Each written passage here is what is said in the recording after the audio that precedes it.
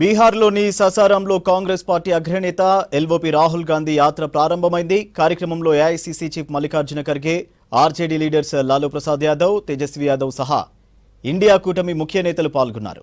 ఇవాల్టి నుంచి 16 రోజుల పాటు ఓటు అధికారి యాత్ర కొనసాగనుంది. 25 జిల్లాల్లో 1300 కిలోమీటర్ల వరకు రాహుల్ యాత్ర చేయనున్నారు. వచ్చే నెల 1న పాట్నాలో నిర్వహించే భారీ సభతో యాత్ర ముగుస్తుంది. ప్రస్తుతం రాహుల్ మాట్లాడుతున్నారు. లైవ్ చూద్దాం. मनोज कुमार जी स्टेज पे इंडिया गठबंधन के वरिष्ठ नेता, भाई और बहनों, आप सबका यहां बहुत बहुत स्वागत, नमस्कार। आपका मूड कैसा है? ठीक है। देखिए, ये संविधान को बचाने की लड़ाई है। पूरे हिंदुस्तान में आरएसएस और बीजेपी संविधान को मिटाने की कोशिश कर रहे हैं।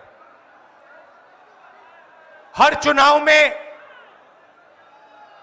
नरेंद्र मोदी जी बीजेपी जीतती है।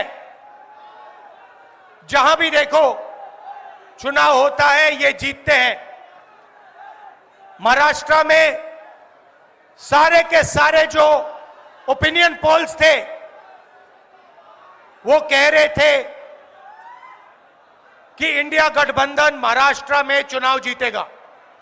लोकसभा के समय हमारा गठबंधन महाराष्ट्र में चुनाव जीतता है। उसके 4 महीने बाद उसी महाराष्ट्र में बीजेपी का गठबंधन स्वीप करता है, चुनाव जीतता है। हमने थोड़ी सी इंक्वायरी की, पता लगा कि लोकसभा चुनाव के बाद इलेक्शन कमीशन ने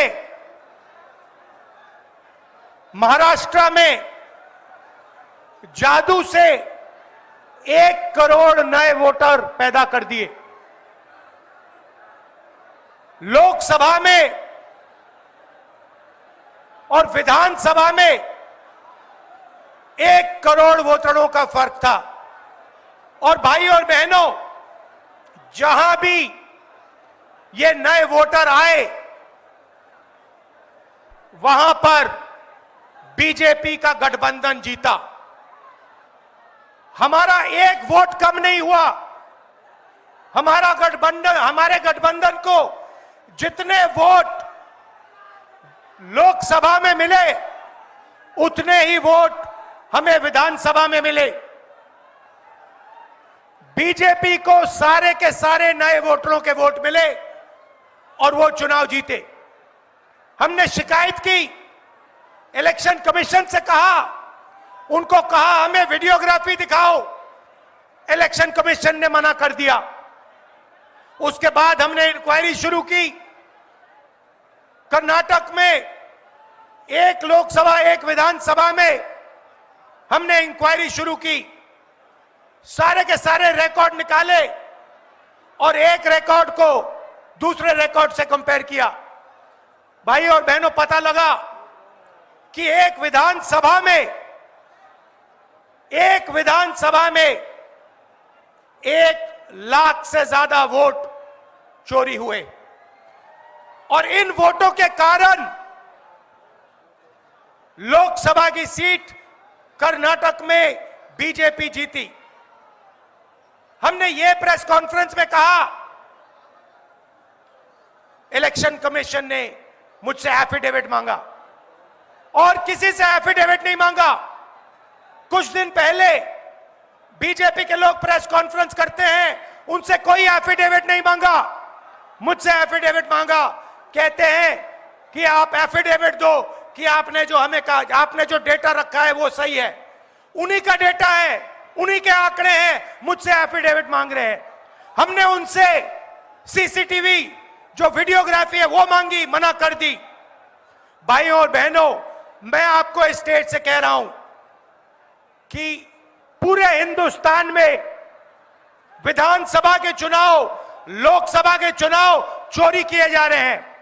और इनकी आखिरी साजिश यह है कि बिहार में एसआईआर करके नए वोटरों को जोड़कर, वोटरों को काटकर ये बिहार का चुनाव चोरी करें। और मैं और हम सब स्टेट से आपको कहने आए हैं कि हम इन्हें ये चुनाव चोरी नहीं करने देंगे। और बिहार की जनता चोरी नहीं करने देगी। क्यों? क्योंकि गरीबों के पास, कमजोर लोगों के पास सिर्फ वोट है और हम वोट चोरी नहीं करने देंगे। और जो इलेक्शन कमीशन कर रहा है पूरे देश को मालूम है। अब ये बात छुपी नहीं है, पहले देश को मालूम नहीं था कि कैसे चोरी की जाती है। हमने प्रेस कॉन्फ्रेंस में साफ करा दिखा दिया चोरी इलेक्शन कमीशन कैसे कर रहा है, और अब हम ये चोरी नहीं करने देंगे। और जहां भी ये चोरी हो रही है, चाहे बिहार में, चाहे महाराष्ट्र में, चाहे असम में, चाहे बंगाल में, हम इनकी चोरी पकड़कर जनता को दिखाने का काम करने जा रहे हैं।